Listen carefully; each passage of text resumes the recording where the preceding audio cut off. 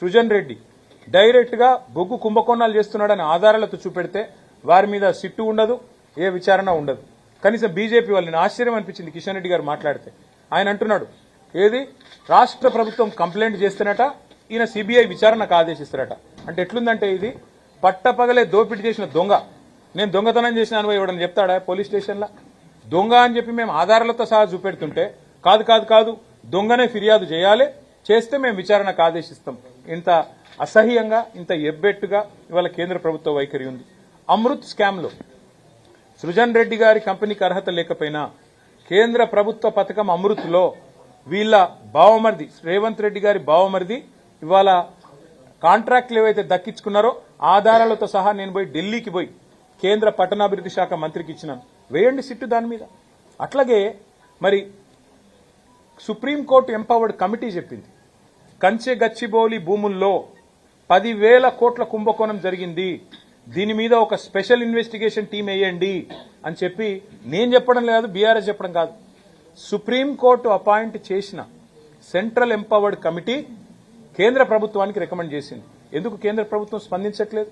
ఎందుకు రేవంత్ రెడ్డిని కాపాడుతున్నది? అట్లాగే ప్రధానమంత్రి నరేంద్ర మోడీ గారు తెలంగాణకు వచ్చిన ప్రతిసారి చెప్తారు ఇక్కడ ఆర్ఆర్ ట్యాక్స్ అమలవుతుంది అంటారు. మరి ఆర్ఆర్ ట్యాక్స్ అమలవుతుందని మీరు చెప్పి సంవత్సరంన్నర అయిపోయింది. రేవంత్ రెడ్డి గారు రాహుల్ గాంధీ గారు దోపిడీ చేస్తున్నారని మీరే చెబుతూ మీ కేంద్ర హోంశాఖ మంత్రి అమిత్ షా గారేమో తెలంగాణ ఏటీఎంగా మారిపోయింది కాంగ్రెస్ కని స్టేట్మెంట్ ఇస్తారు. మరి దొంగలు పట్టుకోవాల్సింది హోంమంత్రే కదా, పోలీసు వాళ్లే కదా. ఏటీఎంగా మారింది తెలంగాణ అని చెప్తారు, సిట్టు మాత్రం ఉండదు. అట్లాగే మీరు ఆర్ఆర్ ట్యాక్స్ అంటారు, దాని మీద సిట్టు ఉండదు, దాని మీద విచారణ ఉండదు. బొగ్గు కుంభకోణం జరిగిందయ్యా అని చెప్పి ఆధారాలు ఇస్తే దాని మీద సిట్టు ఉండదు. మమ్మల్ని మాత్రం పిలుస్తున్నారు. తప్పకుండా మేము ఏ తప్పు చేయలేదు కాబట్టి, మేము ఏ రకంగా కూడా ఎవరికి నష్టం చేయలేదు కాబట్టి ముమ్మాటికి పోతాం. కాకపోతే ఒక్కటి ఉంది, ఇప్పుడు ప్రభుత్వాన్ని నడిపేటప్పుడు ఇవాళ రేవంత్ రెడ్డికి కూడా తెలుసు పోలీసులు ఒక పని ఎప్పటికప్పుడు చేస్తూనే ఉంటారు 24/7. ఏంటిది అది? ఇప్పుడు మా ఎమ్మెల్యేలను కొంటూ 50 లక్షల రూపాయలతో ఒక సన్నాసి దొరికిండు 2015లో. ఒక సన్నాసి మా ఎమ్మెల్యేలను కొంటూ 50 లక్షల రూపాయలు పట్టుకొని బ్యాగులో మా ప్రభుత్వాన్ని కూల్చాలని కుట్ర చేస్తూ దొరికిండు. మరి ప్రభుత్వాన్ని కూలగొట్టే కుట్రలు ఎవరైనా చేస్తే వాళ్ళ ఫోన్లు పోలీసులు ఏమో నిన్నరేమో, నాకేం తెలుసు. అట్లాగే ఇంకెవరన్నా అట్లాంటి పనులు చేసిండ్రేమో పోలీసులు నిన్నరేమో, మంత్రులకేం తెలుస్తుంది, ప్రభుత్వంలో ఉన్న వాళ్ళకి ఏం తెలుస్తుంది. ఇంకొక విషయం కూడా మీకు చెప్తున్నా బ్రదర్, ఇది మీకు గుర్తుపెట్టుకోండి. ఇవాళ ఈ రోజు నేను చెప్తా ఉన్నా, గుర్తు చేసుకోండి. కోమటిరెడ్డి వెంకటరెడ్డి గారు, ఉత్తమ్ కుమార్ రెడ్డి గారు వారి ఫోన్లు ట్యాప్ అవుతున్నాయని చెప్పి జర్నలిస్టులకు చెప్తే జర్నలిస్టులు దాని మీద మరి వార్తలు రాస్తే ఇంతవరకు ప్రభుత్వం ఖండించలేదు. ఇవాళ నేను అడుగుతా ఉన్న రాష్ట్ర డీజీపీ గారిని, రాష్ట్ర ఇంటెలిజెన్స్ ఐజీ గారిని, మీరు ప్రమాణం చేసి చెప్పగలుగుతారా రాష్ట్రంలో ప్రస్తుతం మీరు ఫోన్లు మా ట్యాప్ చేయట్లేదు, మంత్రుల ఫోన్లు ట్యాప్ చేయట్లేదని? ఫోన్ ట్యాపింగ్ అనేది గూఢచారి వ్యవస్థ అనేది పోలీసులు ఈ రోజు కాదు, నిఘా వ్యవస్థ అనేది శాంతి భద్రతల పరిరక్షణ కోసం. అట్లాగే ప్రభుత్వాలని అస్థిరపరిచే కుట్రలు ఎవరైనా చేస్తే దాని నుంచి ప్రభుత్వాలను కాపాడడం కోసం 1952 నుంచి నెహ్రూ గారి టైం నుంచి ఈ రోజు మోడీ గారి టైం. నాకు చాలా ఆశ్చర్యం అనిపించింది. ఇవాళ కేంద్ర హోంశాఖ సహాయ మంత్రి గారు ఏదో మాట్లాడినారు, చూసినారు మా ట్వీట్ ఏదో. ఆయన హోంశాఖ సహాయ మంత్రి, ఆయన ఆధీనంలో ఉండే పోలీసులు కూడా ఇవాళ దేశంలో కొన్ని వేల ఫోన్లు వింటున్నారు. అది ఆయనకు తెలుసో తెలియదో నాకు తెలియదు. అంటే ఇది దేశ భద్రతకు, శాంతి భద్రతల పరిరక్షణకు, ప్రభుత్వాల స్థిరత్వానికి సంబంధించి పోలీసులు రొటీన్ గా శాంతి భద్రతలు కాపాడాలి అనుకున్నప్పుడు జరిగే కార్యక్రమం. దానికి మంత్రులకు, ప్రభుత్వంలో ఉండే రాజకీయ నాయకులకు పాత్ర ఉండదు.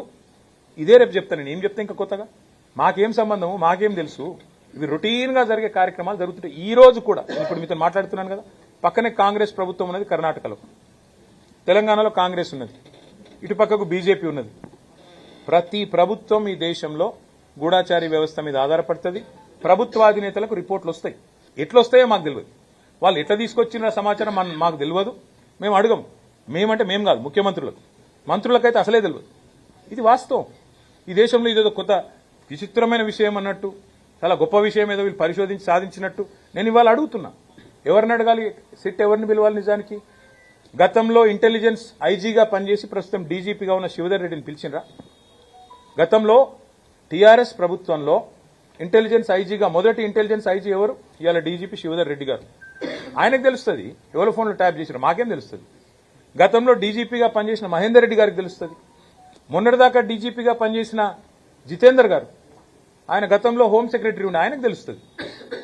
ఎవరిని పిలవాలనో వాళ్ళని పిలవకుండా ఇందులో ఏదో మాకేదో రాజకీయ నాయకులకు సంబంధం ఉన్నట్టు కార్తీక దీపం సీరియల్ లాగా, ఓడువని అంతులేని కథలాగా కేవలం టైం పాస్. ఇప్పుడు మీరు ఉరికొచ్చి రోజు కరీంనగర్కి వెళ్ళి, హైదరాబాద్కి వెళ్ళి ఫోన్లు ఈడికెళ్ళి ఉరికొచ్చుడు. ఎందుకంటే మేము నాగం చేస్తుడు, వాళ్ళ బొగ్గు కుంభకోణాల మీదకి వాళ్ళ కమిషన్ల మీదకి దృష్టి పోవద్దంటే ఈ కమిషన్లు వేయాలి.